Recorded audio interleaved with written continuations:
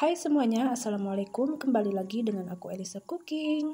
Di video kali ini aku buat cemilan keripik sarang walet yang renyah, gurih, dan bisa tahan lama. Cocok banget untuk cemilan keluarga di saat santai dan bisa untuk isi toples kue lebaran. Tidak perlu lama-lama, yuk langsung saja ke bahan dan cara membuatnya. Simak terus videonya hingga selesai ya. Untuk bahannya ada bawang putih, bawang merah, daun jeruk, peterseli, dan juga cabai hijau pedas. Nah, ini sudah saya iris-iris untuk bahan perbumbuannya. Semua perbumbuannya yang sudah diiris-iris langsung saja menaruhnya ke wadah jadi satu. Dan untuk seasoningnya ada 1 sendok teh garam, bisa disesuaikan selera untuk tingkat keasinannya, dan 1 sendok teh ketumbar bubuk, setengah sendok teh merica bubuk, dan 1/4 sendok teh penyedap rasa, dan juga 70 gram margarin.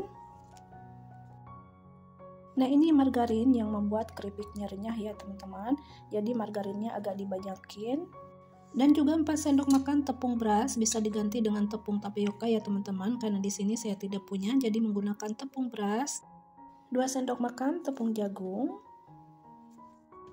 Dan juga 13 sendok makan tepung terigu. Ini saya menggunakan tepung terigu protein rendah ya. Oh ya, sebelum lanjut ke video berikutnya, bagi teman-teman yang baru menemukan channel ini, jangan lupa di like, di komen, dan di subscribe-nya ya, dan aktifkan juga notifikasi loncengnya. Kemudian tuangkan 200 ml air, ini saya menggunakan air suhu ruang, kemudian aduk-aduk hingga tercampur merata semua bahannya.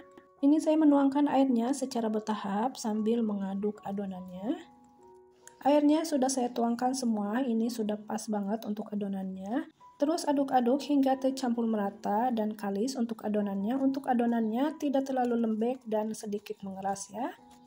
Mengulен adonannya sudah terasa lembut dan kalis. Nah, seperti ini hasilnya, agak sedikit mengeras adonannya ya teman-teman. Ini saya sudah menyiapkan papan alas kerja, ditaburi sedikit tepung terigu. Kemudian untuk adonannya akan saya pipihkan dengan menggunakan loring pin yang saya punya. Pipihkan adonannya sedikit menipis ya teman-teman, karena nanti ini akan saya gulungkan untuk adonannya.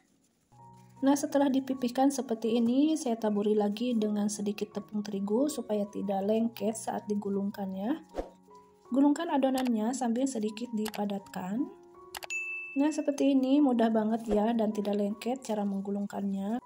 Nah, ini gulungan adonannya saya rapihkan sambil sedikit dipadatkan dan ditaburi dengan tepung terigu supaya tidak lengket ya. Kemudian ini saya menyiapkan plastik, kemudian bungkus dengan plastik seperti ini. Plastik apa saja yang kita punya ya. Adonan yang sudah digulungkan ini akan saya menaruhnya ke lemari es kira-kira 2 jam hingga mengeras ya. Ini adonannya sudah saya keluarkan dari lemari es. Tadi saya membiarkannya 2 jam dan ini adonannya sudah mengeras ya teman-teman. Nah, ini adonannya akan saya potong dulu menjadi 2 bagian. Kemudian potong-potong adonan keripiknya. Ini saya memotongnya agak tebal-tebal ya. Memotong adonannya tipis nantinya terlalu renyah dan cepat pecah ya. Tapi nggak apa-apa, sesuaikan selera saja ya teman-teman. Bisa tipis juga agak tebal juga nggak apa-apa. Oh ya teman-teman, kalau di tempat kalian ini keripik apa ya namanya? Kalau di sini teman-temanku bilang ini namanya keripik sarang walet karena menyerupai sarang walet setelah digoreng gitu ya teman-teman. Nah, untuk adonannya setelah dipotong-potong ini saya pisah-pisahkan supaya tidak menempel satu sama lainnya. Dan ditaburi juga dengan sedikit tepung terigu supaya tidak menempel satu sama lain dan tidak menempel di wadah.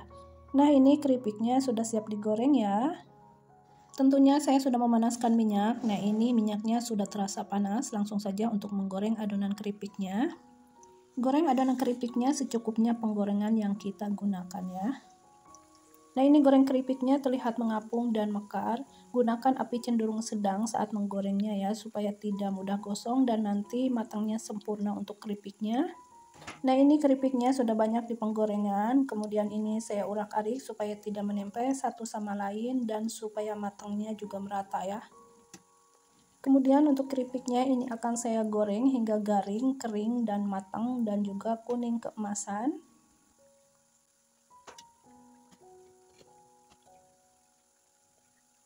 Nah, ini goreng keripiknya sudah terlihat menguning dan terlihat sedikit garing, dan ini saya akan goreng hingga terlihat kuning keemasan atau sedikit kuning kecoklatan ya.